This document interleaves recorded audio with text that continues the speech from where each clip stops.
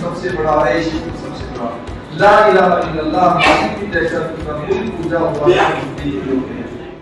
त्या ईश्वर अल्लाह जवळ फक्त ते त्याच्याकरता प्रार्थना करत नसून ते संपूर्ण या विश्वातल्या मानव जाती करता हा मोठा प्रार्थना सह या ठिकाणी असतात। आणि खरोखर सन्माननीय मौलानाजी आपण या ठिकाणी एक शब्द वापरला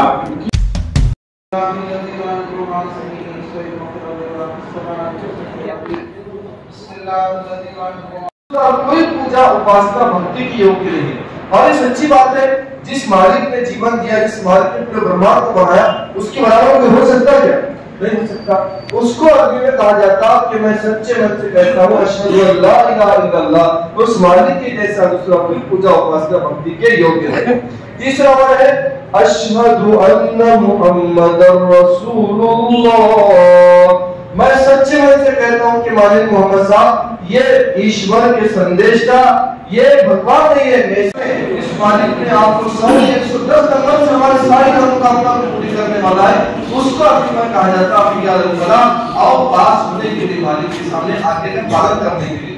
फिर एक वर्ड कहा जाता अस्सलातु खैरुम मिनन नौम, नींद से बहुत बड़ी चीज है मालिक के सामने झुक जाना। मैंने इससे पहले कहा था जब ठंडी का जमाना गया, मस्जिद के शेजारी है, पड़ोसी है, और इस पड़ोस के अंदर इसलिए मालिक मोहम्मद साहब पैगंबर सल्लल्लाहु अलैहि वसल्लम ने कहा था कि वो मुसलमान व्यक्ति हो ही नहीं सकता जो पेट भर के खाना खाए और उसका पड़ोसी भूखा रहे। पड़ोसी कोई भी हो सकता है। तो शिक्षा यहाँ से दी जाती है। ये अलग बात है कि हम तो इमाम साहब अपने अपने एतबार से यहाँ पर किसी भी मस्जिद के अंदर वो टॉपिक भाषा में अपने वो टॉपिक पर बात करते रहते। तो ये 120 जो घराने हैं, इसमें कोई अनाथ है तो चुपके से उसको दान कर दो, कोई गरीब है उसके सर पर हाथ फेर दो। सर पे हाथ फेरना मकसद नहीं है, बल्कि उसके जेब में पैसे डाल दो, और ऐसा डालो, इस तरह डाल दो कि ये हाथ से दिया तो ये हाथ को पता ना चले कितना दिया, क्या दिया, क्यों दिया, कैसे दिया, बस इतना कि मालिक देख रहा और वो देख रहा, बाकी तीसरा किसको मालूम ना हो। अगर वो फोटो खिंचाता है तो उसके दिल को तकलीफ पहुंचती है।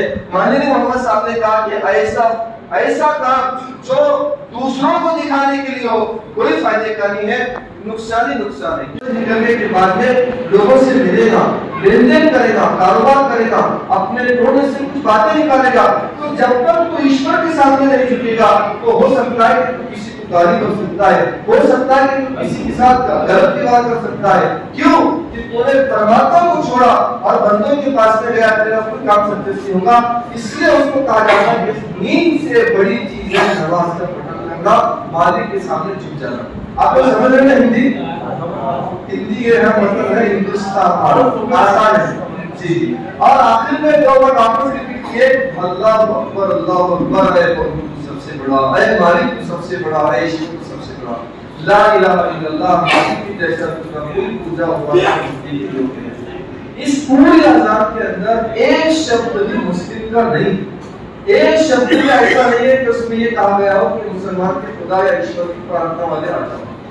जब भी अज़ान होगी, मैं आपको बहुत दिन से अपना समझ के कहता हूँ, आपने उस वक्त ये विचार करना कि ये मुसलमान के खुदा की बात नहीं हो रही है, ये तो पूरे ब्रह्मांड के चलाने वाले ईश्वर की जैसे काम हो रहे, तो सबका बनाने वाला है और ये सबके लिए है। ये हो गया एक टॉपिक। दूसरा टॉपिक है कि मस्जिद के अंदर आने से पहले पवित्रता को यूज किया जाता है। बताया था मैंने कि पवित्रता एक स्वच्छता, मैं एकदम प्रेस के कपड़े पहनकर आ गया, सब आ गया, लेकिन अगर मेरा ब्लड लीकेज हो गया या मैं टॉयलेट से आ गया, तब मैंने क्या कर लिया, मैं हो गया अपवित्र। तब इस शास्त्र के अनुसार इस्लाम में ये कहा गया कि आप पवित्र होकर आ जाओ। तो पवित्र होने का आसान और इस्लाम के अंदर जो बताया जाता है वो ये है कि आदमी पहले अपना नोट आजच्या या पवित्र कार्यक्रमाला उपस्थित सर्व सन्माननीय हिंदू मुस्लिम बांधव, सर्व मुस्लिम बांधवांना सलाम अलैकुम, सर्व हिंदू बांधवांना नमस्कार। खरोखरच आजचा हा असा सुंदर कार्यक्रम आपण पाहतो की दरवर्षी या ठिकाणी आयोजन या कार्यक्रमाचं होत असतं। ज्या ज्या मानव जातीला आतापर्यंत ज्या खूप समज होत्या त्या सर्वांना समज देण्याचं काम आज आपण पाहतो। मस्जिद, नमाज, अजान आणि रमजान मुस्लिम धर्मामध्ये या ज्या गोष्टी पाळल्या जातात आणि ह्या फक्त मुस्लिमांपर्यंतच मर्यादित नसून जोही या मस्जिदमध्ये नमाज पठण होते, या ठिकाणी अजान होते, तर ही फक्त त्या ईश्वर अल्लाह जवळ फक्त ते त्यांच्याकरता प्रार्थना करत नसून ते संपूर्ण या विश्वातल्या मानव जाती करता हा मोठा प्रार्थना स्थळ या ठिकाणी असतात। आणि खरोखर सन्माननीय मौलानाजी, आपण या ठिकाणी एक शब्द वापरला की या गोष्टी करता आम्ही खूप या ठिकाणी हतबल झालो की ज्या गोष्टी आतापर्यंत ज्या जगजाहीर व्हायला पाहिजे होत्या, ज्या जगासमोर यायला पाहिजे होत्या, माझं या ठिकाणी कुराण जे मराठीत कुराण त्यांनी सांगितलं होतं, माझ्या घरी कुराण आहे, मी स्वतः माझी पत्नी आणि माझ्या लहान मुलांना पण कुराण हे त्यांचं वाचन झालेलं आहे मराठीमध्ये की प्रत्येक धर्माचा आपल्याला अभ्यास असायला पाहिजे। धर्म हा त्यांनी सांगितलं की ईश्वर हा एक आहे। जर तुम्हाला सर्व रचनात्मक एक सर्व काही दिलेलं आहे तर तो एक आहे, त्याला एकच माना। पण आपण त्या एका ईश्वराला कोणी त्या ठिकाणी भगवान म्हणून मानतं, त्या ईश्वराला कोणी गॉड म्हणून मानतं, त्या ईश्वराला कोणी अल्लाह खुदा म्हणून मानतं। तर अशा वेगवेगळ्या परिसीमेत आपण त्याची या ठिकाणी आराधना करतो, पण तो एक आहे हा सिद्धांत आपल्याला या कार्यक्रमाच्या माध्यमातून मिळालेला आहे। अतिशय सुंदर असा उपक्रम असा, आणि त्यांनी सांगितलेलं आहे की ही राष्ट्र ही जी भूमी आहे ही संतांची आणि महापुरुषांची भूमी आहे। मी ज्या मुस्लिम समाजाच्या कार्यक्रमामध्ये जात असतो त्या ठिकाणी आवर्जून हा उल्लेख करत असतो की छत्रपती शिवाजी महाराज त्यांनी सांगितलं अल्लाहू अकबर, अल्लाहू अकबर ज्यावेळेस नारा लागतो त्या नाऱ्याचा अर्थ काय असतो, त्याचप्रमाणे जय भवानी जय शिवराय हा नारा लागतो त्या नाऱ्याचा अर्थ काय असतो। छत्रपती शिवाजी महाराजांचा त्यांनी उल्लेख इथे केला की ज्यावेळेस छत्रपती शिवाजी महाराजांनी स्वराज्याची राजधानी रायगड उभी करण्याचा त्या ठिकाणी संकल्प घेतला आणि रायगड ही स्वराज्याची राजधानी पूर्ण तयार झाली।